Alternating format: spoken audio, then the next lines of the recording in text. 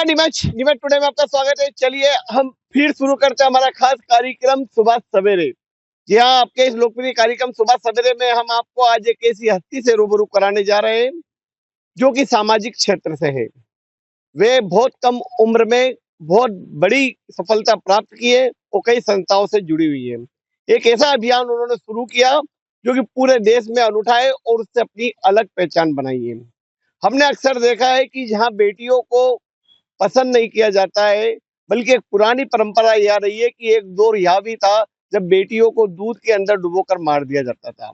बेटियां होने पर घर में कल्लेस मच जाता था, घर में अपशकुन हो जाता था।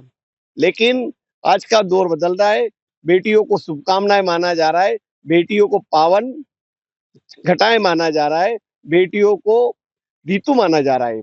और इसी दौर में एक नया नाम जुड़ा है, एक ऐसी महिला का जिसने बेटियों को जन्म देने वाली महिलाओं के लिए एक अनूठा अभियान शुरू किया और उन बेटियों की माताओं का सम्मान शुरू किया। जिला अस्पताल में जितनी भी माताएं बेटियों को जन्म देती हैं, वे उन्हें जाकर सम्मानित करती हैं और इसके लिए एक संस्था बनाई और यह अभियान निरंतर चल रहा है। इसके अलावा वे कई सामाजिक संगठनों से जुड़े हुए हैं और लगातार सामाजिक क्षेत्र में कार्य कर रही हैं, साथ में वकालत भी करती है। हमारे बीच है नीमच नगर पालिका की पूर्व एल्डरमैन, आराध्या वेलफेयर सोसाइटी की कोऑर्डिनेटर मीनू जी लालवानी। नमस्ते मैडम, नीमच टुडे में आपका स्वागत है। नमस्कार, नमस्कार जी, राकेश जी भैया नमस्कार। आपके सुबह सवेरे जी नीमच टुडे में आपने मुझे याद किया और हमेशा ही ऐसा आपका सहयोग मिलता रहे है। जी आपकी छोटी बहन का हमेशा ही ऐसा इच्छा रहेगी कि आप हमेशा ही, क्योंकि मीडिया वालों की जी वजह से ही जी मैं मेरे को सब लोग जानते हैं। जी क्योंकि एक मैं कहावत बोलना चाहूँगी, जंगल में मोर नाचा किसने देखा? हाँ, यदि मैं कुछ भी करती रहती हाँ, सुनसान और आप मीडिया वालों का सहयोग नहीं होता, जी तो आज मैं यहाँ नहीं बैठी होती और लोग मुझे पहचानते नहीं होते। जी और बेटियों के क्षेत्र में जो वर्क हम कर रहे हैं और उसका जो बेनिफिट हम लोगों को मिला है, जी वो आप मीडिया वाले भाइयों की वजह से ही मिला है मुझे जी जी और आपका सहयोग रहा है और जी निरंतर रहे, जी ऐसी मैं कामना करती हूँ। जी जी नमस्कार। जी जी। चलिए हम शुरू करते हैं इंटरव्यू। बेसिकली आप है कहाँ से? मूलतः नीमच की है कि बाहर से? जी, पिपलिया मंडी की हूँ, पास की अच्छा। मंदसौर के पास में पिपलिया मंडी, हाँ। वहीं की बेटी हूँ। वहीं से मैंने स्टडी करी है बीए जी तक।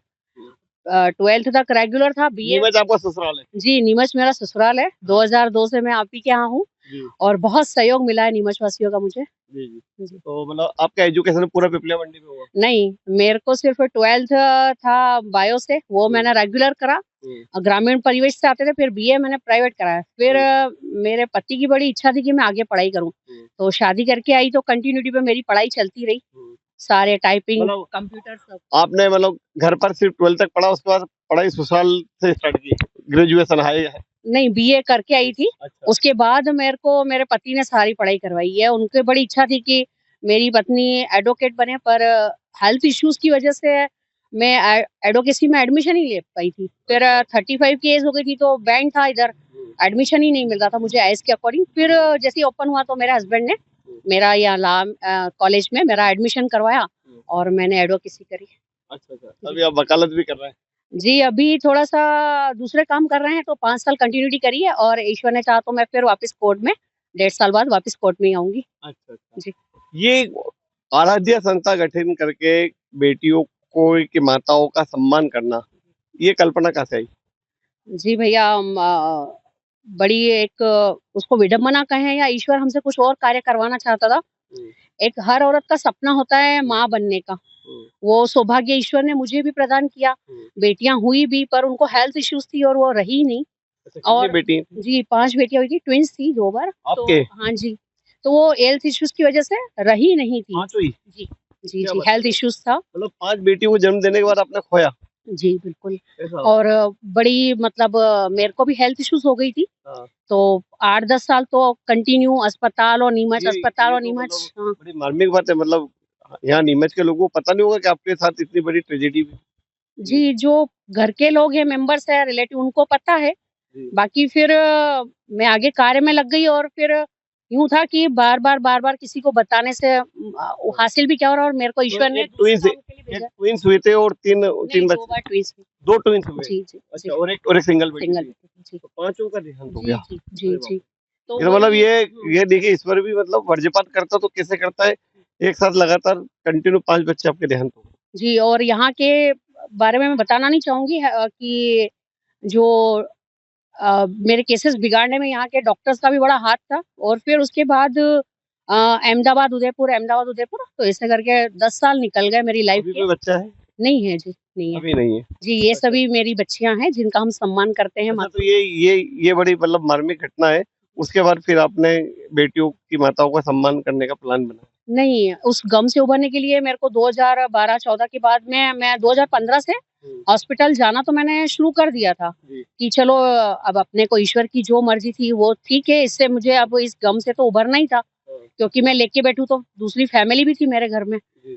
तो फिर उसके बाद मैंने अस्पताल में जाके और थोड़ा बहुत जो गरीब माताएं थी और उनको जैसे दूसरी बेटी हुई, तीसरी बेटी हुई, चौथी बेटी हुई, तो उनको उनके पति और ससुर द्वारा प्रताड़ित किया जाता था और सास-ससुर द्वारा, और उनको वहीं अस्पताल में छोड़ के और वो लोग चले जाते थे। अच्छा। तो मुझे बड़ी विडंबना होती थी। मैं उनका यदि मुझे हस्बैंड दिख जाते थे या ससुराल वाले, तो मैं बोलती थी आपको ईश्वर ने इतना अच्छा मौका दिया है, आप मुझे देखिए मेरे इतने डिसीजेस के बाद भी।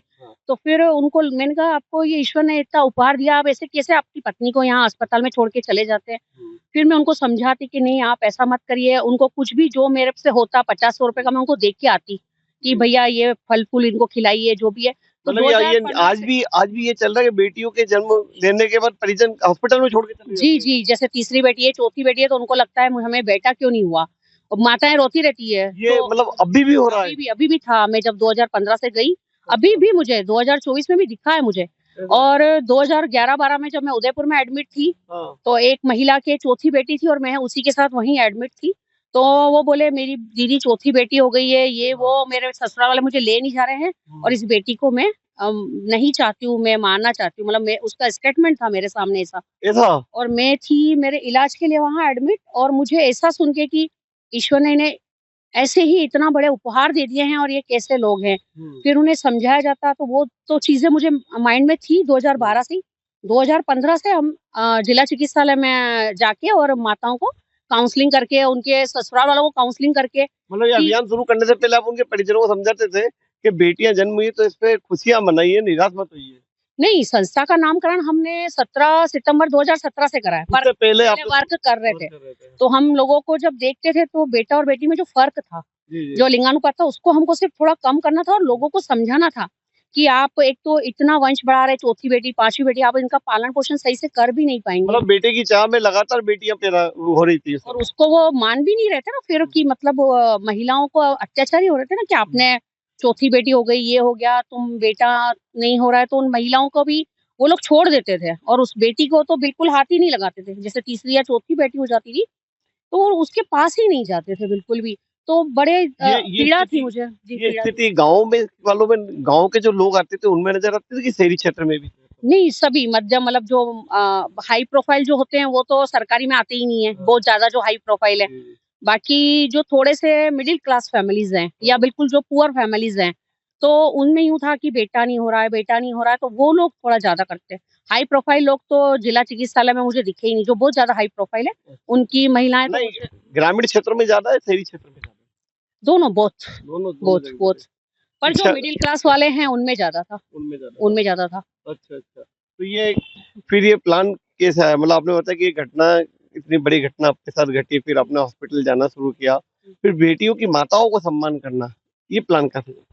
क्योंकि वो रोती हुई मुझे जब दिखी तो मुझे लगा ये तुम्हें एक उपहार है, और मैंने उन माताओं का सम्मान करा जब उनके घर वाले भी उनको छोड़ के चले जाते थे।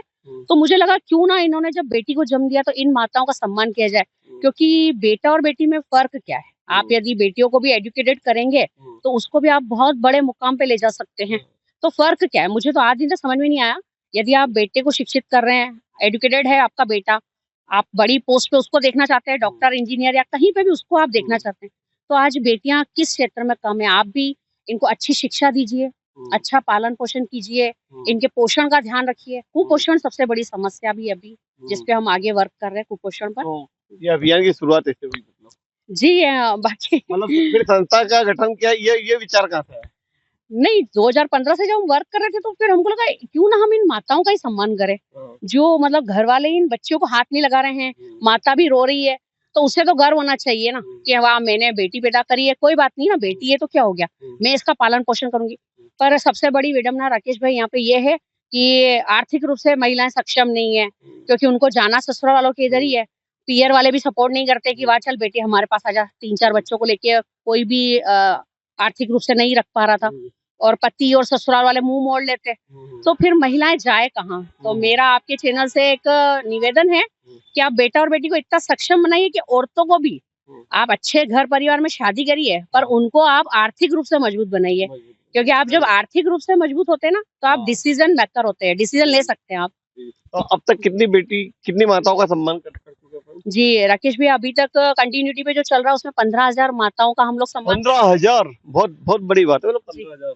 और उसके अलावा 8 साल में 15,000 है। और अभी थोड़ा वर्क इतना टाइट है मेरा शेड्यूल कि हम लोग उसको अब 5 दिन 6 दिन में कर पा रहे हैं। तो ये जब जैसे सिविल हॉस्पिटल में डिलीवरी तो रोज होती है, करीब कम से कम 4-5 केस डेली आते होंगे? नहीं, 50 से ज्यादा 50 से केस डेली आते होंगे। तो इनमें से आपको सूचना वहाँ कौन हॉस्पिटल के जो वार्ड बॉय या नर्स रहती है वो देते हैं, या अपन को किस तरह से ये सिस्टम डेवलप किया आपने? जी, सबका सहयोग है, डॉक्टर्स का, नर्सेस का, कंपाउंडर्स का, सबका सहयोग है।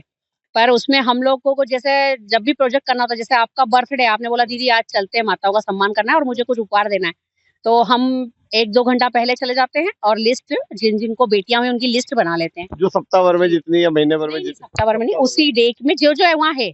और जैसे आज अपन गए, आज बुधवार को अपन चलते हैं शाम को, तो वहाँ जितनी भी माता हैं जिन्होंने कन्याओं को जन्म दिया है, तो उनको हम लिस्ट बना लेते हैं और उन माताओं का सम्मान के साथ उपहार वगैरह भी देते हैं? जी जी, वैसे तो हेल्दी फूड में हमारा ज्यादा बिलीव रहता है कि आप डेट देख ले, एक्सपायरी जो अपन लोग खाते हैं वही हम लोग देना प्रेफर करते हैं, और कंबले, कपड़े और माला, मोती की माला से उसका सम्मान करते हैं। अच्छा, और इसके साथ परिजनों को भी समझाइश देते हैं? समझाइश उसको देते हैं जिसका तीसरी चौथी बेटी होती है, तो भाई क्या फर्क पड़ गया। एक तो आप इतनी संख्या में बच्चे हैं, आप इनका पालन पोषण सही से कर भी नहीं पाएंगे, फिर बेटे की चाह क्यों। ऐसा कई मामला है कि जिनकी पहली बेटी वो पहली कहते लक्ष्मी रहती है, लेकिन वो निराश हो गए, अरे यार ये तो बेटे की चाह थी लेकिन बेटी हो गई। मैं एक सच ही बोलना चाहूंगी, मोस्टली मतलब आजकल तो जो यंगस्टर ये लड़के हैं और पत्नी है वो तो बहुत खुश है, बाकी नानी या दादी इनो की या जो बड़े बूढ़े हैं उनको लगता है अरे नानो वही जातो तो है रही, तो नानो वही जातो तो। पर कोई बात नहीं, लक्ष्मी है वो, मतलब अपने आप को आजकल सेटिस्फेक्शन ऐसा करने लगे, सेटिस्फाई की कोई बात नहीं, वाह लक्ष्मी है ये, कोई बात नहीं, पहली है और कोई बात नहीं। बवाल तब मचता होगा जब 2 बेटी 3 बेटी हो जाए। जी जी बिल्कुल, जब दूसरे के समय तो मतलब 9 ही महीने मतलब माता भी सोचती रहती है हे ईश्वर मुझे बेटा दे देना, और परिवार वाले भी मतलब वो पूजा पाठ करना और सब कुछ, और बाकी अपने यहाँ ये नहीं सोचा जाता कि हम माता का ध्यान रखें, उसकी हेल्थ पे ध्यान रखें और उसको बेटे की चाह में बेटियां जी, तो उसी में उसका माइंड मेरे को लगता है औरतों का भी चलता रहता है। अब दूसरा, अब बेटी तो एक तो है भगवान दे दी, पर अब दूसरा बेटा दे देना, क्योंकि दूसरी बेटी हो गई तो फिर वो कंटिन्यूटी पे फिर बेटे की चाह में वो बच्चों की संख्या बढ़ती जाती है। वैसे मैं आपको तो मेरी भी एक बेटी है, और एक बेटी आज वो 8वीं क्लास में है। मैंने 10 साल तक करीब कोई दूसरे बच्चे की नहीं सोचा, मतलब ये एक बेटी मैंने पहले इसकी परवरिश अच्छी करेंगे, तो आज जब वो 10 साल बाद फिर मेरा दूसरा बेटा हुआ, तो बेटी तो मतलब भगवान की सौगात है, मतलब जिस घर में जाती है वहाँ वो घर खिल उठता है। जी, आजकल आपके जैसे जेंट्स बहुत हैं जो अपनी बेटियों को बहुत लाड प्यार कर रहे हैं, बेटों से भी ज्यादा। तो जरूरत है आपकी जैसी सोच की कि बेटियां जितना फादर से, जितना पिता से स्नेह रखती हैं, मुझे नहीं लगता है कि वो बेटा इतना मतलब स्नेह रखता है। ये भी सही है कि बेटियों का जुड़ाव क्या माँ से ज्यादा रहता है, और फादर से एक चमक रहती है। नहीं, मैं तो बोलना चाहूंगी बेटियां और शायद माता से थोड़ा सा डरती हैं और पिता से बड़ा स्नेह रखती है। मेरी जो बेटी है वो तो मुझसे खुलकर, मतलब मेरे से सबसे ज्यादा मजाक मेरी बेटी करती है, और मतलब मेरा बेटा तो कम करता है, बेटी ज्यादा करती है, तो वो कहती है, और झगड़े हम दोनों में ही होते हैं। नहीं, बेटियां पिता की लाडली होती हैं, और मैंने जब पिता को खोया तो आज मुझे बड़ा आप कितनी जी हम 4 बहनें और एक भाई है हमारे। एक भाई है जी। अच्छा। और पिता का आज मुझे लगता है क्या उनको होना चाहिए था, खालीपन है कुछ कहीं ना कहीं। जी। अच्छा, परिवार में जब आपने ये अभियान शुरू किया कि आपके यहाँ भी, मतलब चूंकि हमने देखा कि सिंधी समाज भी एक अच्छा स्थापित समाज है नीमच में, लेकिन बेटी की चाह तो आपके परिवार में भी रही होगी। आपके बाद जब कितनी बड़ी ये जो घटना घटी के 2 बार ट्यून्स हुई और दोनों बार बेटी होगी, फिर आखिरी में भी बेटी हुई। तो घर में भी कुछ ना कुछ बवाल की स्थिति तो रही होगी। नहीं, बिल्कुल भी। मेरी सास बहुत एडवांस है, वो 70 इयर्स ओल्ड है। हाँ। पर मैंने जब 1-2 बार एडॉप्शन के लिए सोचा भी, और मेरी कंडीशन तो थी नहीं सही, क्योंकि यहाँ जो डॉक्टर्स ने स्थिति क्रिएट करी थी मेरे लिए, तो वो बोलते थे नहीं तू ठीक रहे बस, और ये बच्चे भी तेरे ही हैं सब, अपने घर में जो भी है ना बच्चे। अच्छा। हमारी बहुत बड़ी फैमिली है, 50 अच्छा। लोगों की फैमिली है हमारी। अच्छा, अच्छा। तो मुझे नहीं, कभी ऐसा लगा नहीं। ये बहुत अच्छे विचार है, मतलब अगर इस तरह की थोड़ा-सा यूँ कैमरे की तरफ, हाँ, ये बहुत अच्छे विचार है अगर इस तरह से है। जी। नहीं, हमारे परिवार वालों ने तो बस मुझे बोला तू बस स्वस्थ रहे, हमको कुछ नहीं। मेरे हस्बैंड भी बस तू, उनका बड़ा सपोर्ट है मुझे। और मेरे को हमारे घर में तो कभी लगा ही नहीं कि हमें बहुओं के रूप में रखा गया, क्योंकि बहुत बार तो साल तक तो कन्फ्यूजन रहा कि ये इनकी बेटी ही है। अच्छा, एक चीज़ देखा गया, हमने एक समय एक दौर था जब बेटियों को दूध के अंदर डुबोकर मार दिया जी, जाता जी, था। बिल्कुल, बिल्कुल। और ये स्थितियाँ ये थी कि जहाँ जिस घर में आज भी हरियाणा जैसा राज्य है जहाँ पर लिंग अनुपात में बेटियाँ बहुत कम है, और बेटियों की घटती संख्या वास्तव में एक बहुत सारे समाज है हमारे यहाँ पर जो बेटियों से बेटियाँ नहीं है उनके वहाँ, और वो दूसरों से बेटियाँ लेने आ रहे हैं। यदि अगर हम बहू की कल्पना कर सकते हैं, तो हमें बेटियाँ भी जन्म देना चाहिए।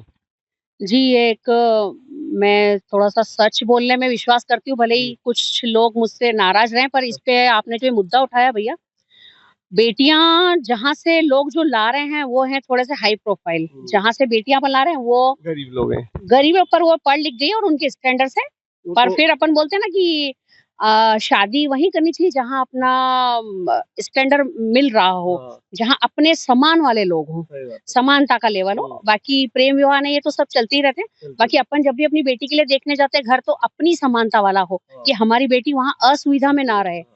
पर ये क्या हो रहा है कि जिनके यहाँ बेटियाँ, जिन्होंने जन्म से पहले ही मार डाली हैं, अब उनके यहाँ बेटियाँ हैं नहीं। अब वो बेटियाँ उनकी ला रहे हैं, पर जो जिस समाज से ला रहे हैं, तो उनके बेटे कहाँ जाएँगे? जी, जी। क्योंकि ये एक ये बड़ा इश्यू मैंने अभी जब नीमच में रिसर्च करी 1 साल से भैया, तो वो बच्चे जो लड़के शादी लायक हो गए, उस समाज में जहाँ की बेटियाँ और दूसरे लोग ले जा रहे हैं। क्योंकि आपके पास तो पैसे का पावर है, आपने आपकी बेटियाँ होने नहीं दी। फिर जहाँ से आप बेटियाँ ला रहे हैं, तो उनके बेटे कहाँ जाएँगे?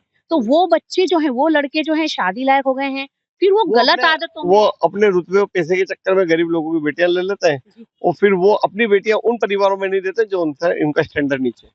नहीं देंगे ना, अपनी बेटियाँ यदि उनके पास है तो वो देंगे ही नहीं ना, उनका तो वैसे ही वो तो लाने की क्षमता रखते हैं, तो वो अपनी बेटियाँ कैसे देंगे? प्रेम विवाह की बात मैं नहीं कर रही हूँ, प्रेम विवाह में तो देखिए जात-पात, ऊँच-नीच कुछ भी नहीं देखा जाता। मैं एक जो सामान्य रेशो चल रहा है, आप उनकी बेटियाँ ला रहे हैं, पर वो भी फिर भैया आप जितने भी घर, यदि आप भी बहुत एजुकेटेड है, आपने भी पूरा नीमच, पूरा मध्य प्रदेश, पूरा भारत देखा होगा, तो उसमें आपने देखा होगा कि वो बच्चियाँ भी उस घर में उस जगह को नहीं पा पाती हैं। वो उस तरह का आप ले माहौल है। आए, आप ले आए, आपका जो दमख़म था आप ले आए उस बच्ची को, पर मुझे लगता है कि ये असमानता तो फिर वहाँ रहती ही है।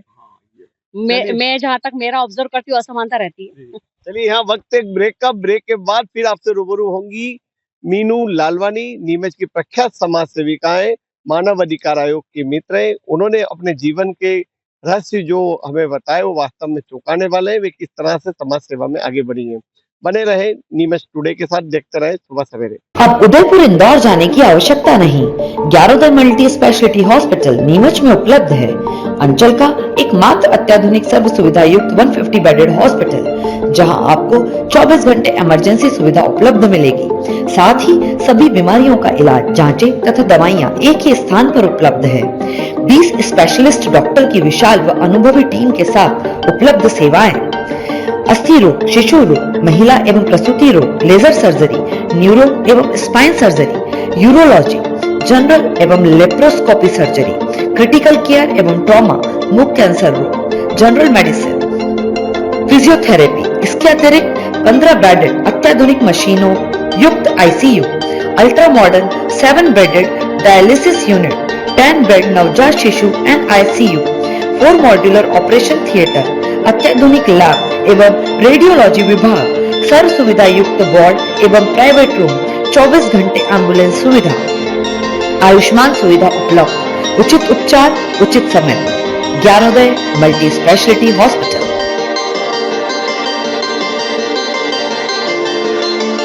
सुबह सवेरे में फिर आपका स्वागत है। ब्रेक के बाद हम फिर आपसे रूबरू कराने जा रहे हैं नीमच की समाज सेविका मीनू लालवानी से। जी मैम, हम फिर ब्रेक के बाद आपके बीच हैं। आप चूंकि ये तो आपने बताया कि किस तरह से अपने बेटियों को ये एक नया जीवन दान दिया और उनकी माताओं का सम्मान किया, जिससे एक प्रेरणा उन परिजनों को मिली।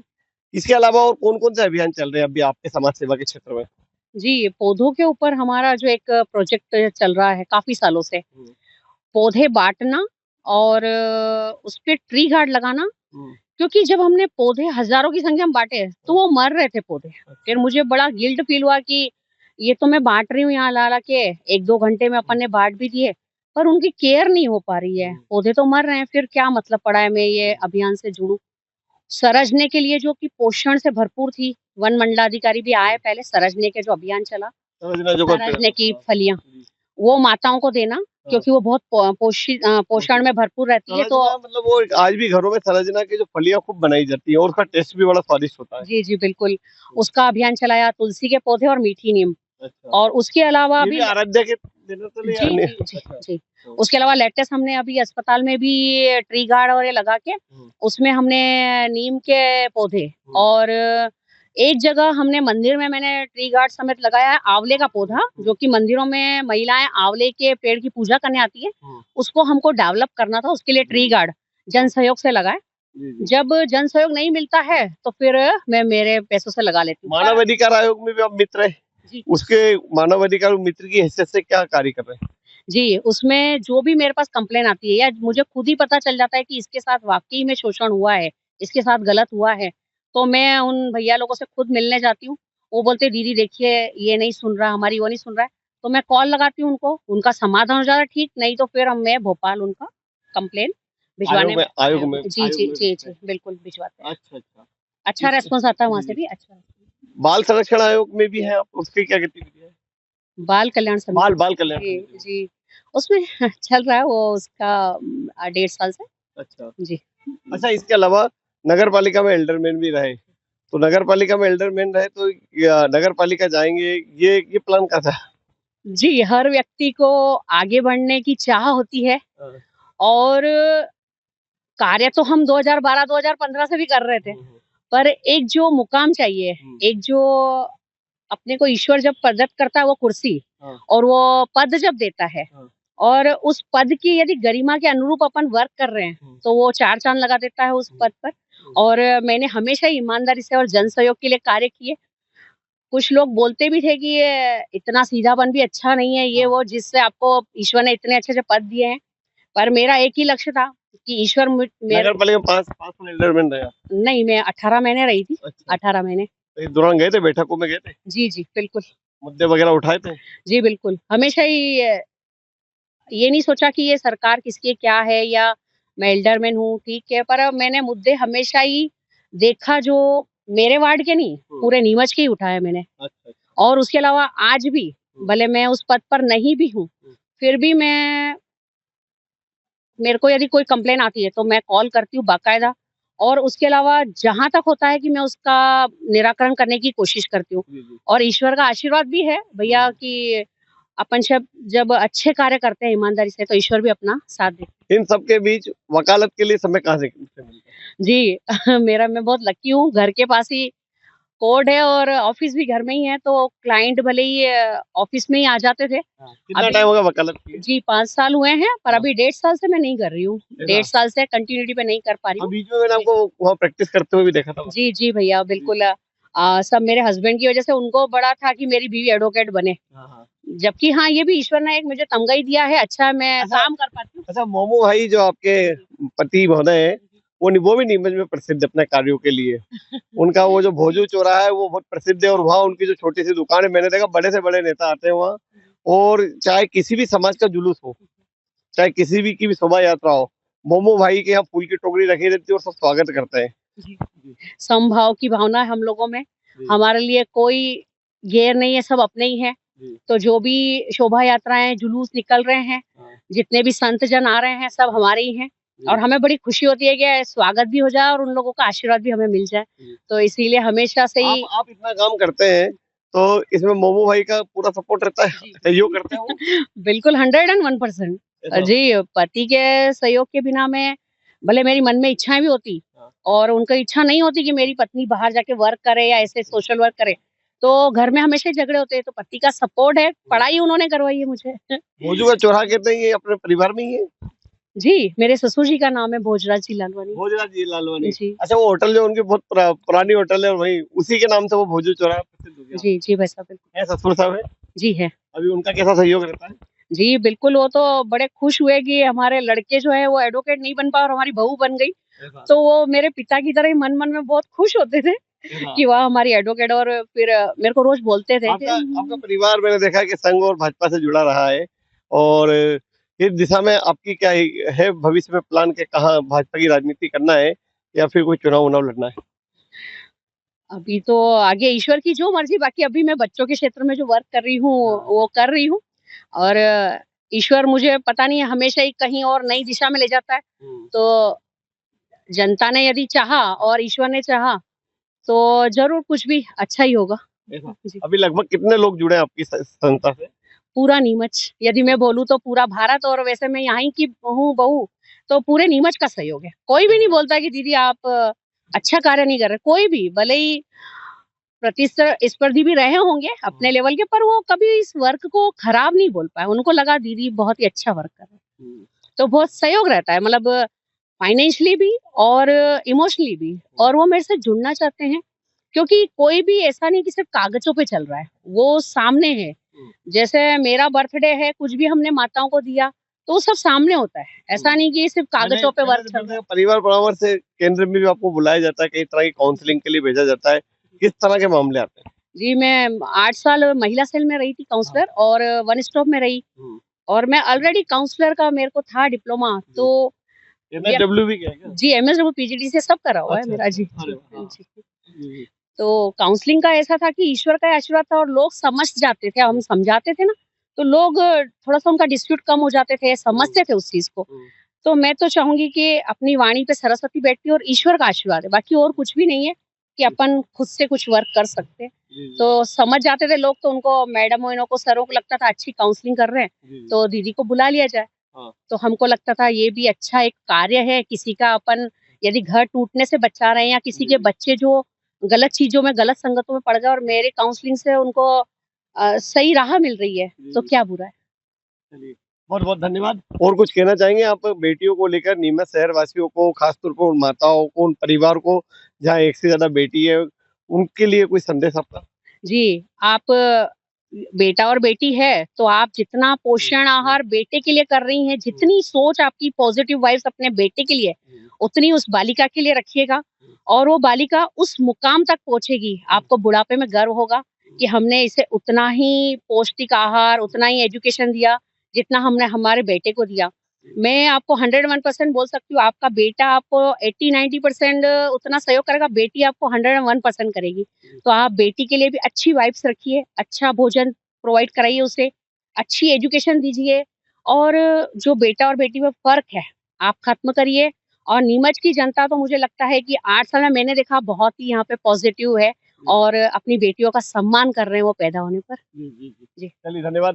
तो आप थे मीनू लालवानी, नीमच की आराध्य वेलफेयर सोसाइटी की कोऑर्डिनेटर, मानव अधिकार आयोग की मित्र, जो कि हमारे खास कार्यक्रम सुबह सवेरे में रूबरू हुए।